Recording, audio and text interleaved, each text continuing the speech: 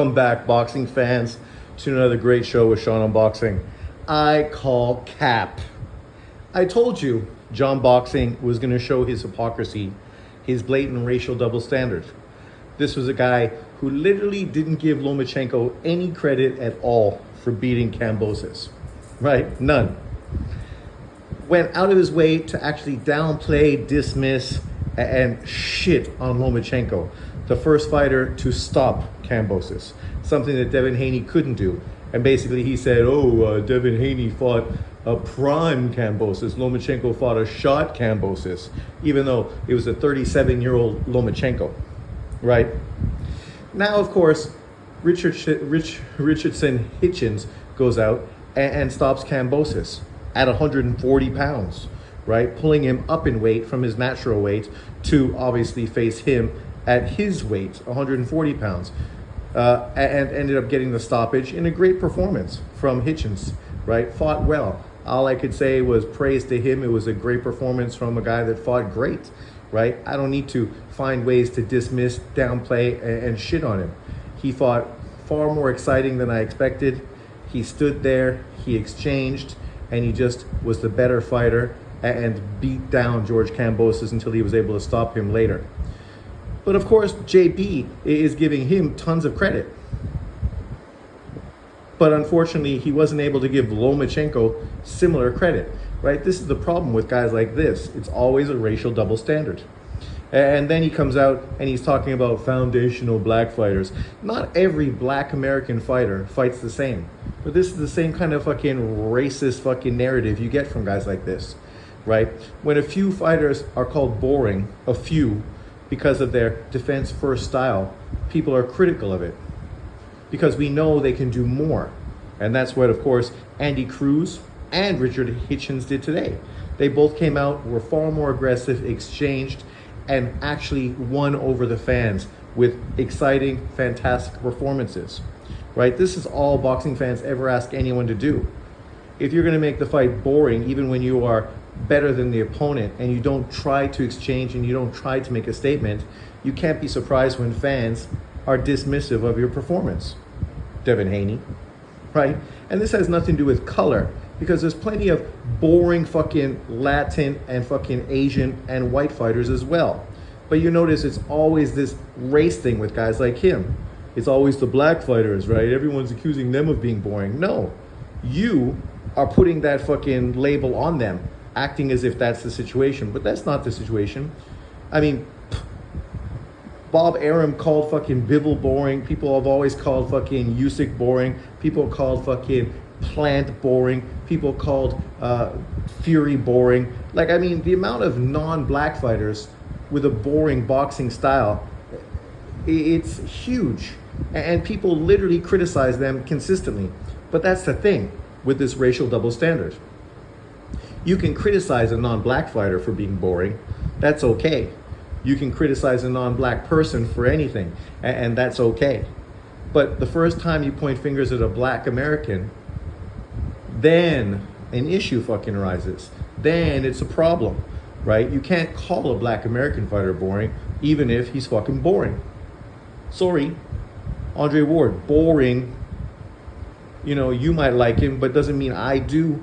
And a lot of people don't. So what is that telling you? Of course, they're going to say, oh, it's because he's black. Really? Is that what it is? Is it because he's black or because he's fucking boring? Like, you act as if you like him, but you don't. It's cap. This is what it is. It's cap, right? The reality is, the statement people always have made that if you want to be marketable and you want to be popular, you need to entertain the fans. The fans are the ones who pay to watch you play. If you go out there and you perform shit, nobody's going to want to watch you play. Look at the WNBA. You take Caitlin Clark out of the WNBA, fucking ticket sales drop 50%. TV ratings drop 50% because people think the rest of the WNBA is fucking boring. Caitlin Clark comes back. I'm sure today's numbers of TV viewings are going to fucking be through the roof. And now that she's playing, you can expect tickets to be sold out and prices to increase, because that's the way it is. Some people are just entertaining and people gravitate to them and want to see them. Some people don't have that same entertainment factor. And you got people like JB and others that always want to make everything about race. And we had that conversation today in my live where JB was stalking me in the shadows and then eventually showed his head. And you know, literally, people are all on my chat trying to be positive. And of course, he's always coming back to the negative, to the victim mentality, right? Because that's what he is. He's fucking just got this ingrained victim mentality. And so the only thing he can see fucking in the world is the victim mentality.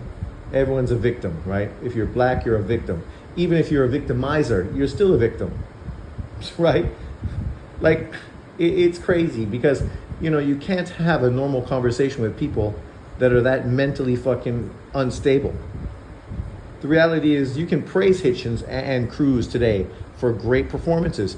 And you can specifically show why fans were excited about their performances, why they didn't do what it was expected, and people appreciated it. Cruz came out, fought far more exciting than he normally does, got a stoppage victory. People appreciate that shit.